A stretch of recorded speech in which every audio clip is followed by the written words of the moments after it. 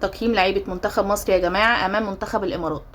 خلينا نقول إن النهاردة الأداء كان متواضع جدا عن الأداء في مباراة منتخب مصر أمام الكويت، بغض النظر عن التشكيل نفسه اللي كان غلط وكلنا معترضين عليه، وإن حلمي طولان نفسه مصر على الغلط.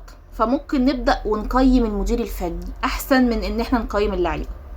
أولا يا جماعة، كابتن حلمي طولان المفروض يكون اكثر خبرة من كل المدربين اللي موجودين في كاس العرب، ومع ذلك اكتر مدرب فاجئني بتشكيله الغلط وتغييراته المتأخرة. طيب، اولا حلمي طولان النهاردة 0. ليه؟ عشان ما بيتعلمش من غلطته. ليه؟ لانه بدأ بنفس التشكيل بتاع مباراة الكويت اللي تعادلنا فيها برضو بالمناسبة، وكان نفس التعليقات هي في المباراة دي، مفيش حاجة اتغيرت. طيب، نبدأ بحراسة المرمى. حراسة المرمى يا جماعة فيها محمد بسام، والحقيقة محمد بسام النهاردة صد كورة صعبة جدا، وكان يعني هتتغير المباراة 180 درجة. طيب، غير كده الهدف لا يتحمله محمد بسام. لو اتفرجتوا على الهدف هتعرفوا كويس قوي انه مش غلطته اطلاقا، ما يتحملش حتى جزء منه. محمد بسام النهاردة 9/10.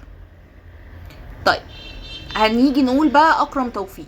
اكرم توفيق يا جماعه بصراحه عمل اللي عليه، ده النهارده كان ضرب، بس كان كويس جدا بصراحه، من احسن اللعيبه في المباراه، فممكن نديله 8.5. عندك يا سيدي قلبيه الدفاع، كان النهارده رجب نبيل وياسين مرعي. والحقيقه انا مش فاهمه لما دول بيلعبوا امال هو خد الونش ليه من الزمالك؟ الحقيقه الواحد مش فاهم. لما انت واخد الونش وركنه عندك دكه، الونش انت ركنه دكه، اللي عنده خبرة وكان بيبقى اساسي منتخب مصر الكبير الاساسي، كان بيشيلنا في المنتخب لو حد فاكر. يعني واحد عنده خبرة فنيا كويس جدا، مش فاهمة انت راكنه عندك بيعمل ايه؟ مش فاهماك، الواحد مش فاهم المدربين بيحصل لهم ايه لما بيمسكوا المنتخب. فرجب نبيل وياسين مرعي الاتنين 0. عندك يا سيدي ظهير ايسر النهارده كان بيلعب يحيى زكريا، والحقيقه انا مش عارفه بجد هو فيه ايه، يعني اداؤه متواضع جدا، ممكن نديله 2.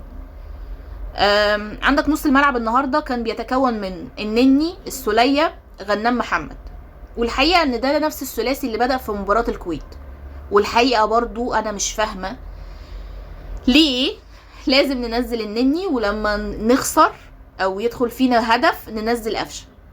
ليه ما ينفعش نبدا بقفشه من الاول؟ يعني هو قفشه مثلا يعني عمل حاجه؟ ما عملش حاجه، صح؟ طب النني ماسك علينا زله مثلا؟ والله ابدا. طب في ايه بقى يا جماعه؟ نفسي افهم ليه ما بنعملش تشكيل صح من البدايه. هيجرالنا حاجه؟ والله ما هيجرالنا حاجه، هنكسب ونحط رجل على رجل. كان المفروض احنا نبقى متصدرين المجموعه.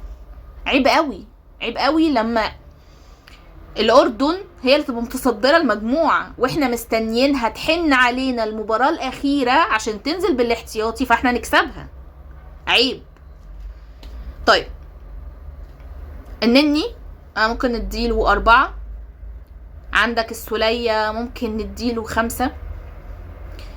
غنام محمد والله الواحد ما فاهمه، مش فاهمه، بس ماشي ممكن نديله 3. عندك يا سيدي النهارده وامبارح واول هو مصطفى سعد مقرر على منتخب مصر. طيب، هل مصطفى سعد في مركز الجناح اليمين بيقدم اي استفادة لمنتخب مصر؟ لا. طيب، حد خد باله منه اصلا على مدار الماتشين؟ لا. عمل اسيست جاب جون؟ لا.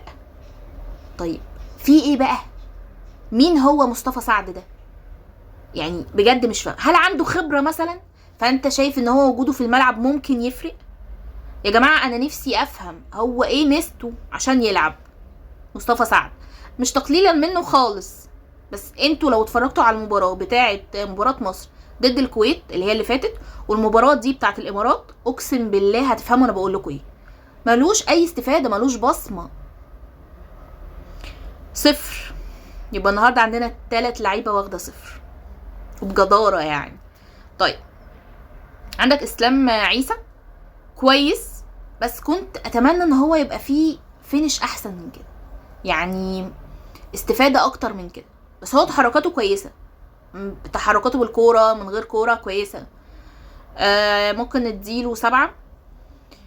مروان حمدي اللي من غيره كان زمان النهاردة خرجنا بخسارة من منتخب الامارات، فممكن نديله رجل المباراة النهاردة، نديله 9.5. طبعا نزل تبديلات.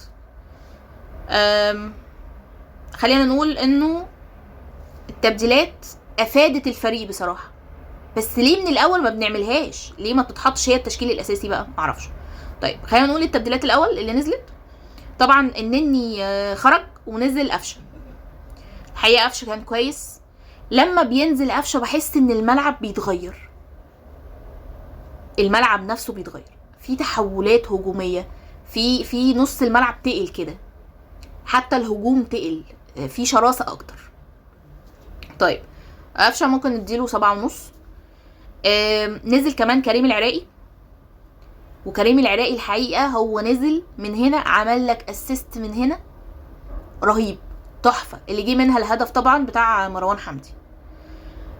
هايل كريم العراقي، ممكن نديله 8.5 للاسيست.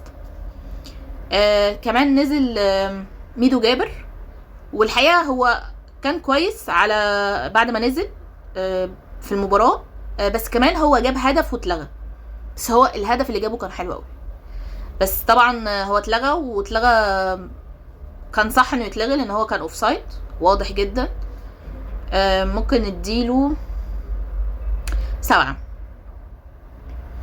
عامة كنت اتمنى انه منتخب مصر يؤدي اداء افضل من كده، وكنت اتمنى ان اللعيبه يكون عندها روح اكتر من كده. انتوا يا جماعه بتمثلوا اسم مصر، يعني مش كل واحد بيلعب باسم نفسه.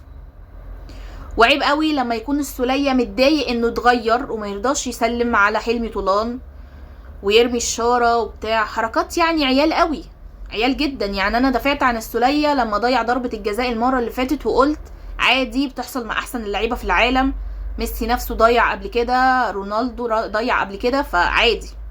بس التصرفات دي لا تليق، المفروض انت كابتن منتخب مصر، عيب قوي. اتمنى ان التصرفات دي ما تحصلش تاني، واتمنى ان احنا نبقى ايد واحده وروح واحده المباراه اللي جايه، عشان دي مباراه حياه او موت، بجد هي حياه او موت، ده مش تعبير مجازي. احنا لازم نكسب، لان احنا لو ما كسبناش احتمال كبير قوي هنبقى بره. وعيب قوي لما مصر تخرج من دور المجموعات في بطوله هي ممكن تاخدها اصلا.